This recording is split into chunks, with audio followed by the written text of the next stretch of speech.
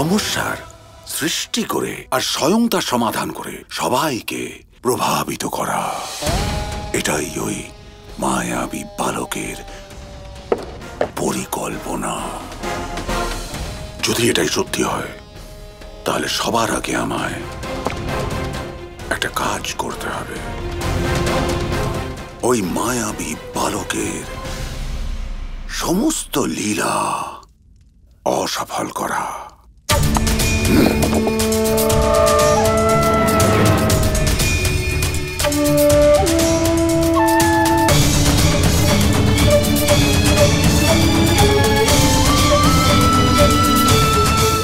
গোকুলবাসীরা এটাই অনুমান করছে না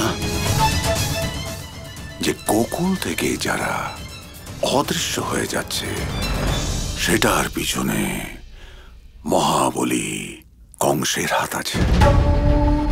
তাহলে সবার আগে আমায় ওদের সন্দেহকে বিশ্বাসে পরিবর্তন করতে হবে, আর এই বিষয়েরই আমরা লাভ উঠাবো।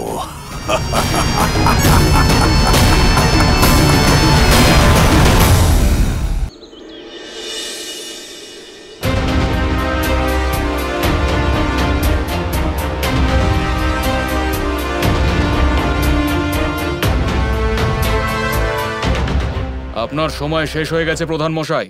মহারাজা কংস বলেছিলেন যে যদি ওনার কথা অমান্য করা হয় তাহলে এইভাবেই গোকুলের বাসিন্দারা লুপ্ত হতে থাকবে। এবার আপনি বলুন প্রধান মশাই যে আপনি আপনার শিশু সন্তানকে নীলবনে পাঠানোর জন্য তৈরি নাকি নয়। আর এমনিতেও মহারাজ কংস আপনার শিশু সন্তানকে শুধুমাত্র দেখতেই চান।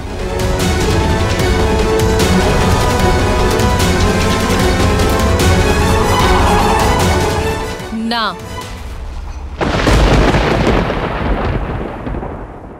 যশোদা রানী, মহারাজা কংস তো কেবল আপনার সন্তানকে দেখতেই চায়। উনি যা চান সেটা করুন, আপনি দয়া করুন। আমি আপনার কাছে হাত জোড় করে অনুরোধ করছি, দয়া করে আমাদের সন্তানদের আমাদের ফিরিয়ে দিন। আমার মন কিছুতেই আমায় এই কাজে সায় দিচ্ছে না।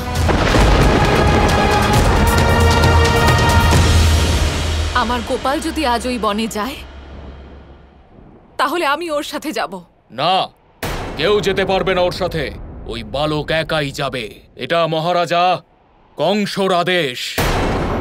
তাহলে ঠিক আছে, যদি গোপাল যায় তাহলেও আমার সাথেই যাবে, না হলে আমি ওকে পাঠাবো না।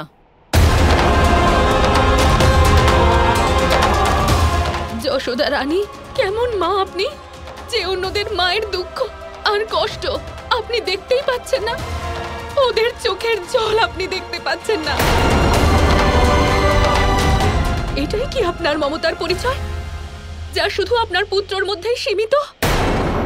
এটাই কি আপনার ন্যায়? কোথায় গেল আপনার দেওয়া কথা? আসলে আপনি সেই যোগ্যই নন যে আপনি ভালো পুত্রের মা হবেন। দেখে নেবেন, আপনার পুত্রও আপনারই মতো অন্যায় করবে, যেমন আজকে আপনি করেছেন, নিজের কথা না রেখে।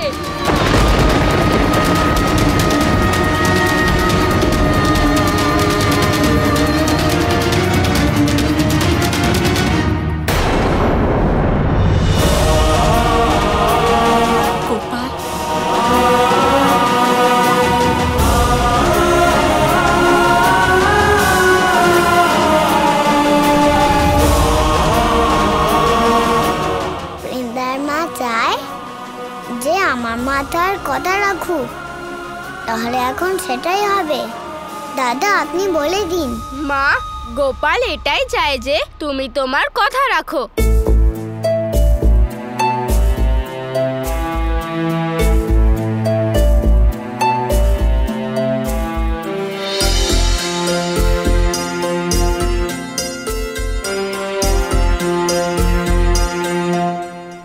ও তো একদম ছোট শিশু, ও এত কিছু কি করে বুঝবে? ও জানে না যে ওই বন কতটা ভয়ানক। কোনো মা জেনে শুনে নিজের বাচ্চাকে কখনোই বিপদে ফেলতে চায় না। দাদা, এটাই সেই সময় তখন আমরা নিজেদের কথা সবার সামনে প্রকাশ করতে পারবো। এবার আমি তোমার লীলা বুঝতে পেরেছি গোপাল। গোপাল তো এটাই চায় যে যশোদা মা তার দেওয়া কথা রাখুক, কিন্তু তার আগে আমাদের প্রমাণ চাই যে সবাইকে মহারাজা কংসই লুপ্ত করেছেন। মহারাজা কংসকে বলে দিন যে লুপ্ত হওয়া কোনো মানুষ বা গরুকে আমাদের সামনে নিয়ে এসে দেখাক, তারপরেই আমরা গোপালকে নীল বনে ছেড়ে দেব।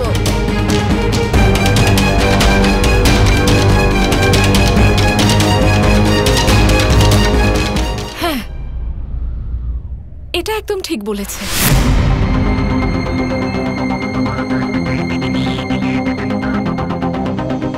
আমার মনে হয় না যে আমরা যা শর্ত রেখেছি তাতে মহারাজার কোনো আপত্তি থাকতে পারে। যদি এটা উনি প্রমাণ করতে পারেন যে উনি সকলকে লুপ্ত করেছেন, তাহলে আমরা ওনার শর্ত মেনে নেব।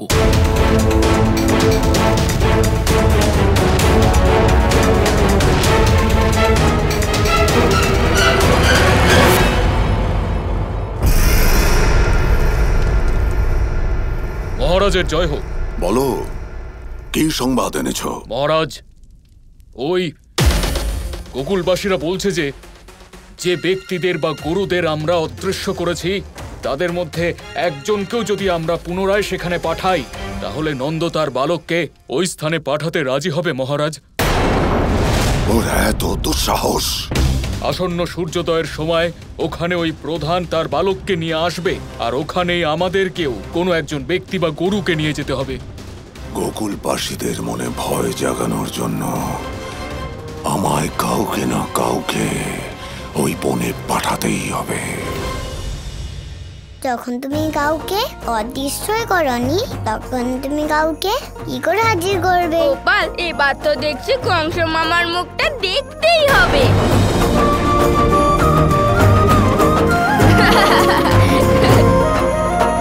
কিন্তু গোপাল, আমাকে এটা বলো, যদি কংস মামা কাউকে অদৃশ্য নাই করে তাহলে কে করলো? গোপাল, এবার তুমি এটা বলো না যে এসব তুমি করেছো। না দাদা, আমি করিনি। তাহলে কে করেছে? এই কন্যাকে দুঃখ বা কষ্ট দেওয়া আমাদের উদ্দেশ্য নয়। আমরা কি ওকে মুক্ত করে দেব? যদি মুক্ত করে দিই, শ্রীকৃষ্ণ এখানে আসবেন না, আর যদি নারায়ণ এখানে না আসেন, তাহলে মুক্তি কিভাবে পাবো? আমরা এই সময়ের জন্য বহু বছর অপেক্ষা করছি, আর যদি এইবারেও আমরা অসফল হই, তাহলে নিশ্চিতভাবে আমরা এইভাবেই গাছে বন্দী হয়ে থাকব। আর তা কতদিনের জন্য, তা শুধু নারায়ণই জানেন। কিন্তু এ তো একটা ছোট্ট কন্যা মাত্র। কিন্তু আমাদের একটু কঠোর হতেই হবে, কারণ এটাই আমাদের মুক্তির একমাত্র পথ। না, এই ছোট্ট কন্যার কষ্ট আমি দেখতে পাচ্ছি না। ঠিক বলেছ।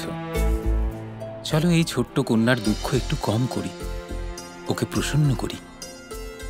কি করে?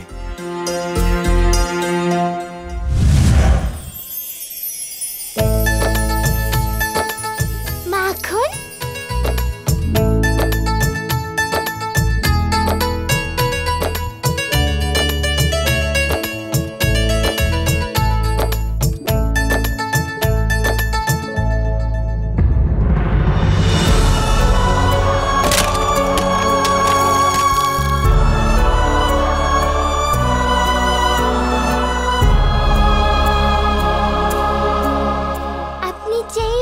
কেন আপনার উদ্দেশ্য যাই হোক, যদি আপনি এতটাই ভালো হন, এখান থেকে আমাকে মুক্ত করুন আর আমার সাথে এই সব কিছু আমার সাথে নিয়ে যেতে দিন। এই মাখন আমি আমার দলের সাথে উপভোগ করব।